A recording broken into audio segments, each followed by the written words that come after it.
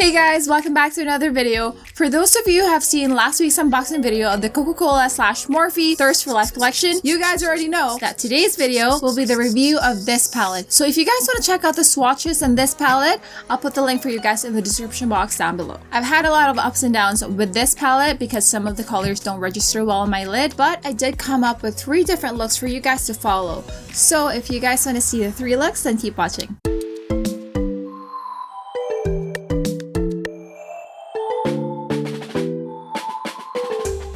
I've already primed my eyes with my P. Louise base so we can go ahead with the transition shade and the color Real Thing. Then I'm going to intensify the shade by adding the color Name Drop, and really gently I'm packing more onto my outer lid. With the flat brush, I'm taking the color Always Bright, and this is gonna go on my entire lid. With the dome brush, I'm taking the color Good and Red, and I'm packing it onto the outer V of my lid. Then with the fluffy brush, I'm going back to the color Name Drop, and I'm just gonna quickly blend out the edges. To create the smoky eye effect, I'm gonna take the color Refreshing and pack it just on top of the red shade. I'm quickly going back to the color Good in Red to make it pop. Then I'm taking the color Pop Culture, and this is going to go on my center lid. Then I'm going to use the color Fizz on my inner lid. So far I'm getting a lot of fallouts on this color. Now let's do the bottom lids. With a flat brush, I'm taking the shade Always Bright. Then with a smudge brush, I'm packing the color Good in Red as close as possible to my lash line. Then I'm taking my brown eyeliner and I'm lining it onto my entire waterline. Let's add mascara, eyeliner, and lashes. Then we're done. Alright, so we're done with the first look, so let's just take a peek. This is how it looks.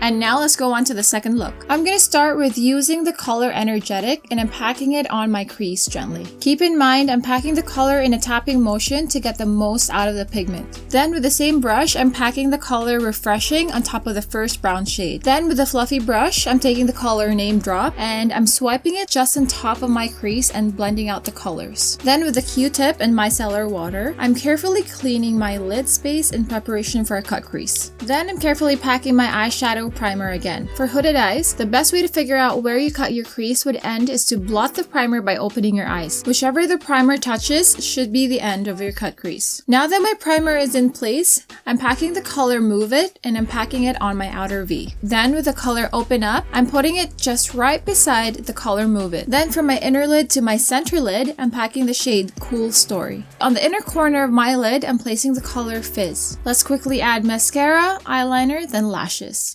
Alright guys, so this is look number 2, so let me just quickly show you how it looks like.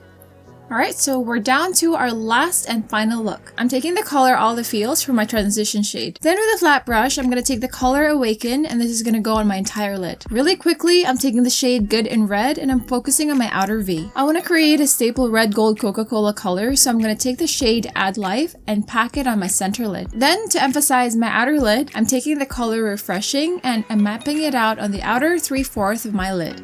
Then with a flat brush, I'm taking the color Fizz, and I'm packing it onto my inner lid. Then with a fluffy brush, I'm taking the color The Real Thing, and I'm just gonna brush it right on top of my crease to blend everything out. For my lower lash line, I'm packing the color All the Feels with a flat brush. Then with a smudge brush, I'm lining the color Good in Red as close as possible to my waterline. Let's pop in some eyeliner, mascara, and lashes. Alright guys, so this is the third and final look, so let's take a good look at it first.